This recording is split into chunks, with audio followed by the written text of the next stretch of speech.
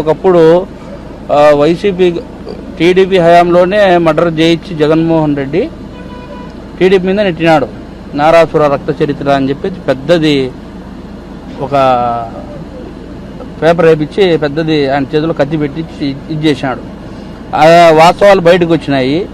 ఇంకా 5 ఏళ్ళు YCP government ఉన్నప్పుడు జగన్మోహన్ రెడ్డి అనేవాడు తప్పే చేయనప్పుడు 5 ఏళ్ళు గవర్నమెంట్ వైసీపీ ఉన్నప్పుడు ఎందుకు దానిని బయటికి తీసి వివేకానంద రెడ్డి కేసును విచారించలే, ఎందుకు మా చిన్నాయన కేసును విచారించాలని కోర్టుకు పోలే, ఇవన్నీ కూడా ఉన్నాయి.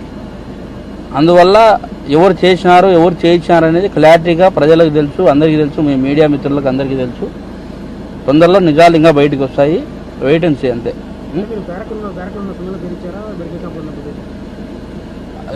చెప్తామన్నా, తొందరలో బయటకు వస్తాయి, ఏం దాచిపెట్టుకునేది ఏమి ఉండదు. ఈ కేసులోనే ఇప్పుడు న్యాయం 100% జరుగుతుంది, దాంట్లో ఎటువంటి డౌట్ లేదు. న్యాయం జరుగుతుంది. అందరూ టీడీపీకి సంబంధించిన కూటమి ప్రభుత్వానికి సంబంధించిన పెద్దలందరూ కూడా దీని మీద దృష్టి పెట్టినారు. ఇప్పుడు స్టార్ట్ అయింది, ఎండుకాటు పడుతుంది తొందరలో. ఒకప్పుడు వైసీపీ టీడీపీ హయాంలోనే మర్డర్ చేయించి జగన్మోహన్ రెడ్డి టీడీపీ మీద నెట్టినాడు. నారాసుర రక్త చరిత్ర అని చెప్పి పెద్దది ఒక పేపర్ వేపించి పెద్దది ఆయన చేతిలో కత్తి పెట్టి ఇది చేశాడు. ఆ వాస్తవాలు బయటకు వచ్చినాయి.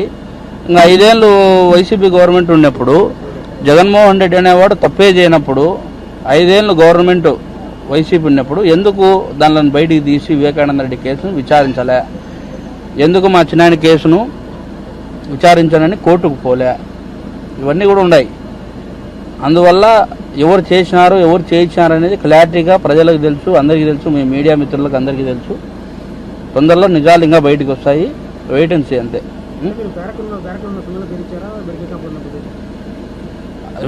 చెప్తామన్నా, తొందరలో బయటకు వస్తాయి, ఏం దాచిపెట్టుకునేది ఏమి ఉండదు.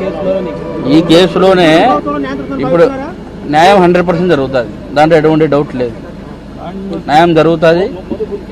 అందరూ టీడీపీకి సంబంధించిన కూటమి ప్రభుత్వానికి సంబంధించిన పెద్దలందరూ కూడా దీని మీద దృష్టి పెట్టినారు. ఇప్పుడు స్టార్ట్ అయింది, ఎండుకాటు పడుతుంది తొందరలో.